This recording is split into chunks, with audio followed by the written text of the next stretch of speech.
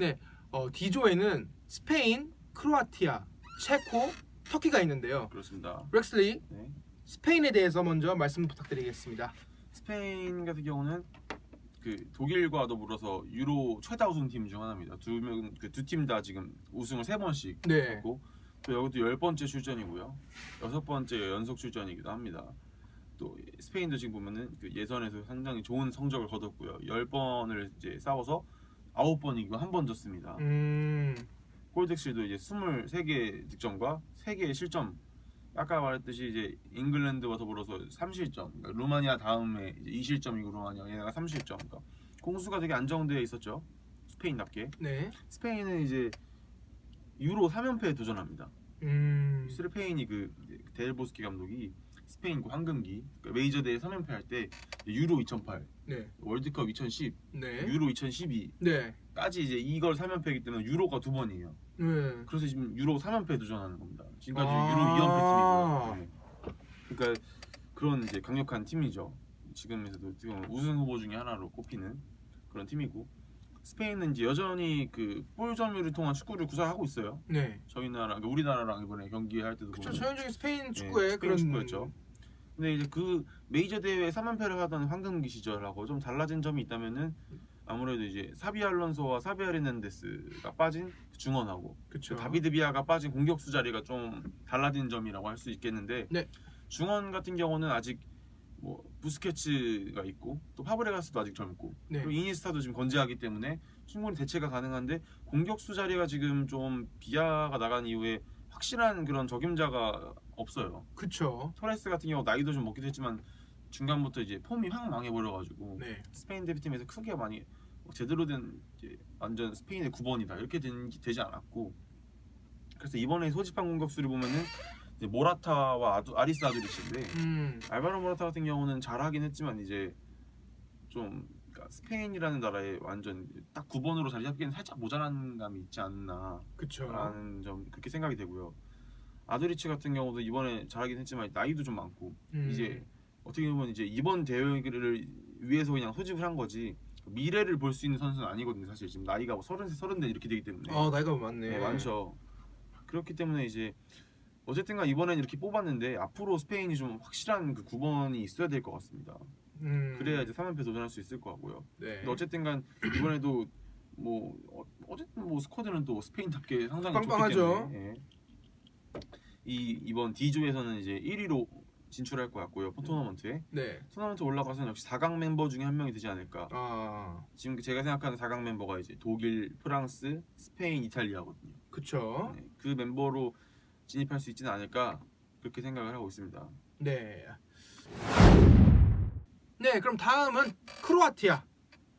크로아티아에 대해서 여러분들에게 설명해 드리도록 하겠습니다. 렉슬리, 네. 크로아티아 어떤 나라죠? 크로아티아 같은 경우는 지금 또 어떻게 보면 다크호스 중에 한 나라죠.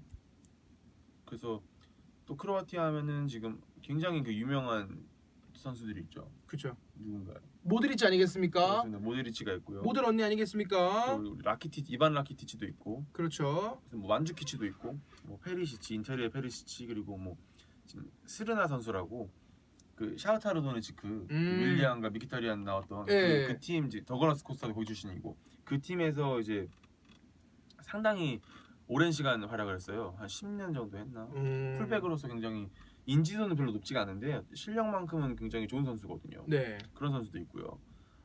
그 중에서도 이제 모드리치와 라키티치는 이제 정말 레알과 바르샤의 주전이죠. 그렇죠. 거의 진짜 월드 클래스급 미드필더라고 할 수 있는 두 명의 선수를 가지고 있기 때문에 또 두 명이 둘 다 이제 그 중앙 미드필더이기 때문에 한마디로 말해서 강력한 진짜 수준급으로 꼽히는 중원을 가지고 있다고 볼 수 있죠. 네. 그래서 이번 대회에 좀 다크호스가 될 것 같고요.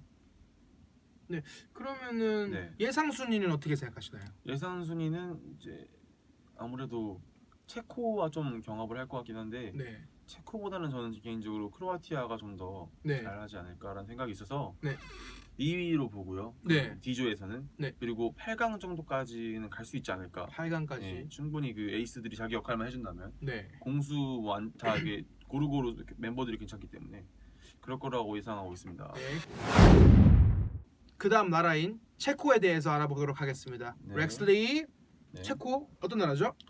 체코 같은 경우도 원래 체코도 그 92년도인가 분리 독립이 된 나라예요. 그래서 아. 원래는 체코가 그 체코슬로바키아였습니다. 아 체코슬로바키아였습니까? 네, 체코슬로바키아 아까 그 마렉 함식의 그 슬로바키아 그 체코슬로바키아가 이제 나눠진 거고 이게 92년도쯤 된 거고 그래서 그 이후로 가면은 이제 6번째 출전이고요. 그 네. 분리 이후로 92년도 네. 이후로 그리고 6회 연속 출전 중이고 그리고 굉장히 뭐 체코가 이제 뭐 아까 말씀드렸던 뭐 독일, 이탈리아, 뭐 스페인 이런 나라는 아니지 않습니까? 그런데도 그쵸. 불구하고 준결승을 2회 나갔고 2번이나 갔고 결승도 한 번 갔습니다.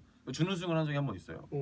그럴 정도로 좀 저력이 있고요. 체코슬로바키아 시절까지 합치면 우승도 한 번 했었습니다. 체코가. 네. 체코슬로바키아 때는 우승도 했을 정도로 유로 역사에서는 어떻게 보면은 뭐 잉글랜드 이런 나라보다는 훨씬 역사는 좋다고 볼 수 있는 굉장히 유로 역사는 좋은 나라죠. 네.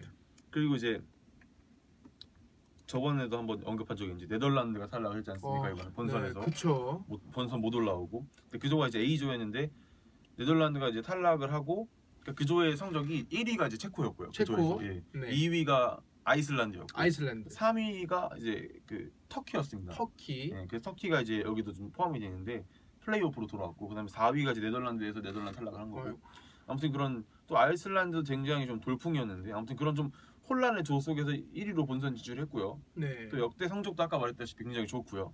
근데 살짝 수비 불안이 발목을 좀 잡는 점이 있습니다. 조 1인데도 불구하고 이제 지금 이제 말씀드린 팀들의 그 예선 성적을 보면은 10번 보통 이제 그 맨 마지막 그 포르투갈 섞였던 그 조를 제외하고서는 다 10번씩 경기를 하거든요. 네. 근데 뭐 사실 대부분의 팀들 좀 여기 본선에 올라온 팀들을 보면은 실점이 뭐 그러니까 경기당 1실점이 넘는 10번 경기에서 10실점이 넘어가는 팀들이 많지가 않아요. 근데 체코 같은 경우는 지금 14실점이나 했습니다. 10경기에서. 예, 되게 많이 한 거거든요. 즉 실점 차가 굉장히 적네요. 적습니다. 그래서 이게 본선 진출한 팀 중에서는 거의 제가 보기엔 최하위권으로 꼽히는 실점인데 그래서 예선 10경기에서 한 번도 클린시트가 없었어요. 그러니까 한 골도 안 먹힌 실점 0으로 이제 마무리한 경기가 한 번도 없었다는 그 점이 본선에서는 굉장히 큰 약점으로 좀 작용할 수가 있습니다.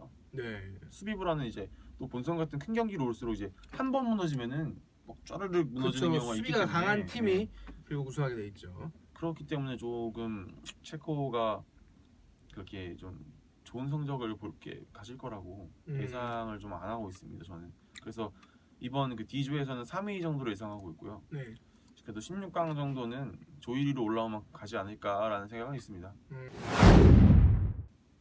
네, 그럼 다음 나라 터키에 그렇습니다. 대해서 알아보도록 하겠습니다. 렉슬리, 또 터키 어떤 이제 나라죠? 터키는 또 형제의 나라 아니겠습니까? 그쵸. 터키하면 또 형제의 나라 아니겠습니까? 그쵸. 예. 사실 뭐 터키는 어떻게 보면은 아시아에 속할 수도 있는 나라인데 위치상으로 좀 애매해서 사실 유럽 대륙 안에 들어가는 위치는 아니거든요. 네. 러시아도 그렇긴 한데 이제 물론 러시아는 그 수도인 모스크바가 완전 유럽 쪽에 치중돼 있어서 뭐 그렇다고 하지만 터키 같은 경우는 이제 좀 항상 이제 그 터키 수도인 이스탄불도 보면 동서양의 조화 이런 말이 들어갈 정도로 상당히 좀 애매한 위치에 있었는데 이제 이런 걸 참여하면 보면 유럽 쪽에 이제 유럽 쪽으로 편입되어 있는 나라고요. 네. 그래서 지금 터키 같은 경우는 4번째 출전을 했고 네. 준결승 한번 올랐다는 전적이 있습니다. 그리고 예선 성적을 보면 10번에서 이제 5승 3무 2패인데 네. 그렇게 좋은 성적은 아닙니다. 그래서 3위를 해서 아까 방금 말씀드렸던 그 네덜란드가 탈락한 A조에서 3위를 해서 플레이오프로 올라온 팀이고요. 네. 여기 같은 경우는 그 이제 그 AT에서 바르샤로 이적한 그 아르다 투란과 이제 그 레버쿠젠 그 손흥민의 동료였던 하칸 차르노글루 그쵸. 그리고 이제 오구잔 오자쿠비라고 이 선수 지금은 이제 터키 리그 베시타시에서 활약하는 선수인데 네. 그 전에 이제 아스날 유스로 있던 선수거든요. 그래서 지금 이 세 명을 이제 그 2선에 놓고 좀 빠른 템포 역습을 가지고 그거를 이제 무기로 삼는 팀이거든요. 네. 그래서 이제 좀 그런 팀이고 그 아까 예선 성적이 이제 5승 3무 2패라고 했는데 네. 마지막 이제 7경기에서 5승 2무를 했거든요. 네, 그래서 어느 정도 그 최근 기세는 좀 괜찮다고 볼 수 있는데 이게 솔직히 D조가 지금 유로 조에서 가장 좀 죽음의 조로 꼽히거든요. 그쵸. 네. 스페인이 강력하긴 한데 그 크로아티아랑 체코도 다 좀 저력이 있는 팀이어서 그쵸. 그런 만큼 좀 터키가 이번에 토너먼트 행을 하는 건 좀 어려울 거라고 생각을 합니다. 그래서 그냥 4위로 쳐지고 아마 그냥 조별리그에서 끝나지 않을까라고 생각을 합니다. 터키는. 네. 아쉽네요. 형제 나라인데. 그렇죠. 컨트리 오브 브라더 아니겠습니까? 그렇습니다. 네, 그럼 마지막으로 네. D조 네. 총정리 한번 해주시죠. D조 같은 경우는 이제 강력한 우승 후보 중에 하나인 스페인이 아무래도 1위로 올라갈 것 같고요. 그리고 크로아티아랑 체코가 어떻게 보면 좀 엇비슷한 전력을 좀 갖고 있다고 볼 수 있어서 아마 2, 3위를 가지고 좀 이렇게 각축전을 벌일 것 같고 터키가 4위로 쳐지지 않을까 그렇게 생각을 합니다.